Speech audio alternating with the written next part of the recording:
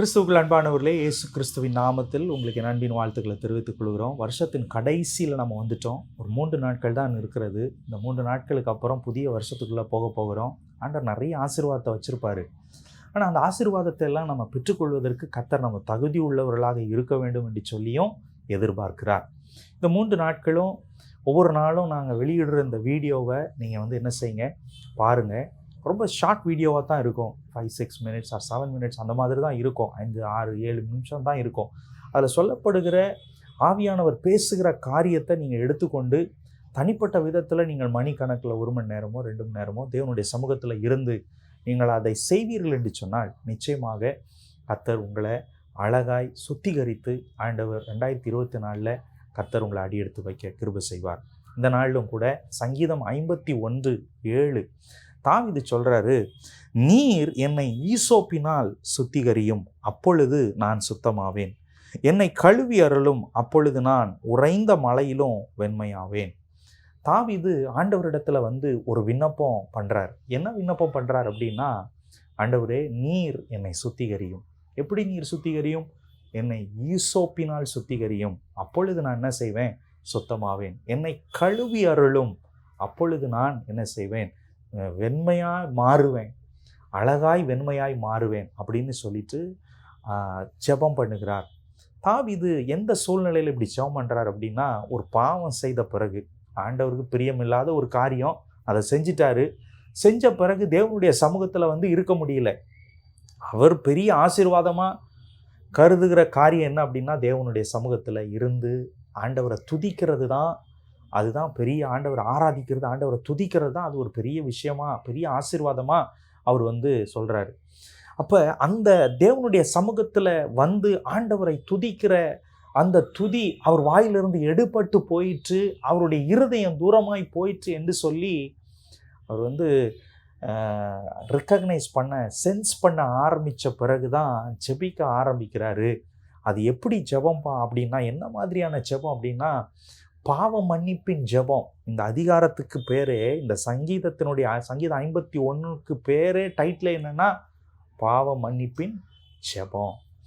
ஃபுல்லாக நீங்கள் பார்த்தீங்கன்னா 19 வசனம் இருக்குது. 19 வசனமும் ஆண்டவர்கிட்ட போய் கெஞ்சுறாரு. நம்ம அந்த வருஷத்தினுடைய கடைசியில் வந்துட்டோம். ஒரு 3 நாள் தான். ஆனால் அந்த வருஷம் தொடக்கத்தில் இருந்து முடிவு மட்டும் எப்படிப்பட்டதான பாவங்களை எல்லாம் நம்ம செய்திருக்கிறோம், எப்படிப்பட்டதான அக்கிரமங்களை எல்லாம் நம்ம செய்திருக்கிறோம். நம்ம செய்த எல்லா காரியமுமே ஆண்டவருக்கு பிரியமுள்ளதாக இருக்கிறதா? நீங்கள் பாருங்களேன், அதை பாருங்களேன். கொஞ்சம் உய்த்து ஆராய்ந்து பார்ப்போம். நம்ம ஆண்டவர் ஏசாயா 1:18 வசனத்தில் 19 வசனத்தில் ஆண்டவர் சொல்கிறாரு, நீங்கள் மனம் பொருந்தி செவி கொடுத்தால் தேசத்தின் நன்மையை புசிப்பீர்கள் என்று சொல்கிறார். ஆண்டவரோடு கூட மனம் பொருந்தணுமா? நம்ம மனம் திரும்பிட்டோம், ரட்சிக்கப்பட்டுட்டோம், ரட்சிப்பெல்லாம் கிடச்சிருச்சு, ரட்சிப்பின் சந்தோஷமும் நமக்கு இருக்குது. ஆனால் அந்த மனம் பொருந்துறது, ஆண்டவரோடு கூட மனம் பொருந்துறது அப்படிங்கிறது சில நேரத்தில் என்ன செய்ய மாட்டேங்குது, வரமாட்டேங்குது. ஏன் அப்படின்னா, ஆண்டவரோடு கூட மனம் பொருந்தாமல் போகிறதுக்கு காரணம் என்னன்னா, நம்ம மனம் வேற எதுலேயோ போய் பொருந்துதுங்க. நம்ம மனம் வேற எங்கேயோ போய் பொருந்துறதுனால உலக காரியத்தில், நம்மளுடைய சுயமாய் நம்ம யோசிக்கிற சில காரியத்தில், நம்மளுடைய செல்ஃப் அஜெண்டாவை வச்சு அதில் போய் அப்படி மனம் பொருந்துகிறதுனால ஆண்டவரோடு கூட என்ன செய்ய முடியல, மனம் பொருந்த முடியல. இப்போ தாவீது என்ன செஞ்சிட்டார்? இவருடைய மனம் எங்கே போய் பொருந்திருச்சு அப்படின்னா, ஒரு பாவத்தில், ஒரு இச்சையில் அவருடைய கண்கள் போய் பொருந்தி அந்த பாவத்தில் ஈடுபட்டதுனால ஆண்டவரோடு கூட மனம் பொருந்த முடியல. ஆண்டவரை பார்த்து கேட்கிறார், கெஞ்சுறாரு, ஆண்டவரே நீர் என்னை எப்படியாவது கழுவி அருளும், என்னை உங்களுடைய சமூகத்தை விட்டு தள்ளிடாதீங்க ஆண்டவரே, என்னை எங்கே வேணாலும் என்ன வேணாலும் செய்யுங்க, ஆனால் உங்கள் சமூகத்தை விட்டு மாத்திரம் என்ன செஞ்சிடாதீங்க, என்னை தள்ளிடாதீங்க, தயவு செஞ்சு நான் கேட்குறேன் அப்படின்னு சொல்லிட்டு பாவ மன்னிப்போடு கூட என்ன செய்கிறாரு, ஜெபம் பண்ணுகிறார். கிறிஸ்துவுக்குள் அன்பானவர்களே, இன்றைக்கு ஆண்டவர் நம்மோடு கூட பேசுகிறார். அவர் சுத்த இருதயத்தை என்ன பண்ணுங்க, சிருஷ்டிங்க ஆண்டவரே, நிலைவரமான ஆவியை என் உள்ளத்தில் புதுப்பியும் சொல்கிறாரு. அவரோட ஆவி கெட்டு போச்சு, ஸ்பிரிட் டேமேஜ் ஆயிடுச்சு, ஸ்பிரிட் கலங்கப்பட்டு போச்சு, ஆவி கலங்கி போயிடுச்சு.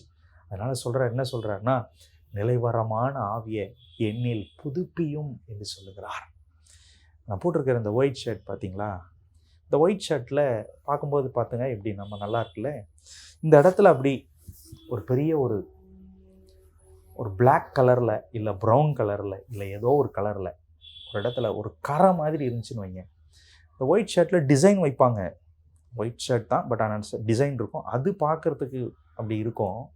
ஆனால் ஃபுல் ஒயிட் ஷர்ட் ஆனால் கரை மாதிரி இருந்துச்சுன்னு வைங்களேன், அது பார்க்குறதுக்கு நல்லாவே இருக்காது. இந்த முழு ஒயிட் ஷர்ட் இங்கெல்லாம் இருக்குது பாருங்கள், இங்கெல்லாம் கையிலலாம் இருக்குது, இங்கெல்லாம் இருக்குது, இந்த இடம்லாம் இருக்குது, பேக்லலாம் இருக்குது. இந்த ஒரு ஷர்ட் தைக்கிறதுக்கு 1.3 மீட்டர்ஸ் தேவை. ஆனால் இந்த இடத்துல அது ஒரு 0.1 மீட்டர் கூட அந்த கரை இருக்காது. ஆனால் அந்த கரை ஃபுல்லாக ஸ்பாயில் பண்ணிடுது. நம்ம சில நேரத்தில் நம்ம வாழ்க்கையில் நாம் மனம் பொருந்துகிற சில காரியம், எங்கேயோ போய் ஏதோ ஒரு இடத்துல மனம் பொருந்த அந்த காரியத்தில் பார்த்திங்கன்னா, ஆண்டவரோடு கூட மனம் பொருந்தாமல் வேறு எங்கேயாவது போய் மனம் பொருந்திட்டோம் அப்படின்னா சில நேரத்தில் நம்ம வாழ்க்கை அப்படி தான் மாறிடுது. இன்னைக்கு சுத்திகரிப்பதற்காக பாவ மன்னிப்பு ஜெபம் ரொம்ப முக்கியம். தேவனுடைய சமூகத்தில் இந்த நாளில் ஜெபிக்க ஆரம்பிங்க. ஜெபம் பண்ண பண்ண பண்ண பண்ண பண்ண கர்த்தர் உங்களை சுத்திகரித்து கொண்டே இருப்பார். நீங்கள் ஜெபிக்க ஜெபிக்க ஜெபிக்க ஜெபிக்க தான் உங்களுக்குள்ள சுத்திகரிப்பு வர ஆரம்பிக்கும். நீங்கள் ஜெபிக்க ஜெபிக்க ஜெபிக்க ஜெபிக்க தான் உங்களை கர்த்தர் கழுவ ஆரம்பிப்பார். நீங்கள் ஜெபிக்க ஜெபிக்க ஜெபிக்க தான் உங்கள் மனம் ஆண்டவரோடு கூட பொருந்த ஆரம்பிக்கும். நீங்கள் நல்லா ஜெபிக்க ஜெபிக்க ஜெபிக்க ஜெபிக்க தான் கர்த்தர் உங்களோடு கூட நெருங்க ஆரம்பிப்பீங்க. கர்த்தரோடு கூட கர்த்தர் உங்களை தேடி வர ஆரம்பிப்பார். நீங்கள் ஜெபிக்க ஜெபிக்க ஜெபிக்க கர்த்தர் உங்களோடு கூட பேசி இடைப்பட ஆரம்பிப்பார். கிறிஸ்துவுக்குள் அன்பானவர்களே, கர்த்தர் உங்களோடு கூட பேசி கொண்டு இருக்கிறார், இடைப்பட்டு கொண்டு இருக்கிறார். இந்த நாளில் இந்த வசனத்தை பிடித்து கொண்டு ஆண்டவரிடத்தில் சமூகத்தில் போய் அழுது ஜெபம் பண்ணுங்க. பாவ மன்னிப்பு ஜெபத்தை ஏறிடுங்க. கர்த்தர் உங்களை ஆசீர்வதிப்பார். ஜெபிப்போமா. நல்ல தகப்பனே, எங்களுக்கு உதவி செய்யுங்கப்பா. ஆவியானவர் எங்களுக்கு உதவி செய்யுங்க. எங்களுக்குள்ளே இருக்கிற ஆவியை நீங்கள் புதுப்பிப்பீராக. நிலைவரமான ஆவியை எங்களுக்குள்ளே வைத்து புதுப்பிக்கும்படி ஜெபிக்கிறேன். தாழ்த்தி ஒப்பு கொடுக்குறோம். கர்த்தர் பெரிய காரியங்களை செய்ய போகிறதுக்காக நன்றி. இந்த நாட்களில் எங்களை சுத்திகரித்து, இந்த நாட்களில் எங்களை நீ புதுப்பித்து அழகாய் நடத்த போகிறதற்கு ஸ்தோத்திரம். தாழ்த்தி ஒப்பு கொடுக்குறோம். உங்கள் நாம் மகிமைப்படுத்தும். இயேசுவின் நாமத்தில் ஜெபிக்கிறோம் பரலோக நல்ல பிதாவே. ஆமேன் ஆமேன் ஆமேன். கர்த்தர் நல்லவர், உங்களை ஆசீர்வதிப்பார். தேங்க்யூ. God bless you. இந்த வீடியோவை மற்றவங்களுக்கும் ஷேர் பண்ணுங்கள். அது மற்றவங்களுக்கும் ஆசீர்வாதமாக மாறட்டும். தேங்க்யூ. God bless you.